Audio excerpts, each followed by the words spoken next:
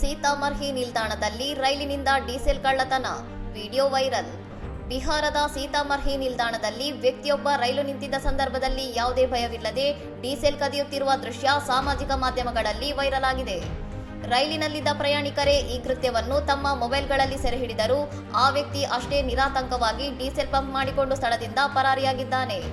ಈ ವಿಡಿಯೋ ಸಾರ್ವಜನಿಕ ಮೂಲಸೌಕರ್ಯಗಳ ಭದ್ರತೆ ಮತ್ತು ರೈಲ್ವೆ ನಿಲ್ದಾಣಗಳಲ್ಲಿನ ಕಣ್ಗಾವಲು ವ್ಯವಸ್ಥೆಯ ಬಗ್ಗೆ ಗಂಭೀರ ಪ್ರಶ್ನೆಗಳನ್ನು ಹುಟ್ಟುಹಾಕಿದೆ.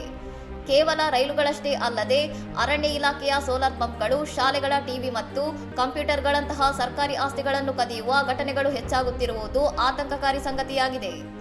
ಇಂತಹ ಸಾರ್ವಜನಿಕ ಆಸ್ತಿಗಳ ಲೂಟಿಯನ್ನು ತಡೆಯಲು ರೈಲ್ವೆ ಪ್ರದೇಶಗಳಲ್ಲಿ ಭದ್ರತೆಯನ್ನು ಹೆಚ್ಚಿಸಬೇಕು ಮತ್ತು ಕಳ್ಳರ ವಿರುದ್ಧ ಕಠಿಣ ಕಾನೂನು ಕ್ರಮ ಕೈಗೊಳ್ಳಬೇಕು ಎಂದು ಸಾರ್ವಜನಿಕರು ಒತ್ತಾಯಿಸುತ್ತಿದ್ದಾರೆ.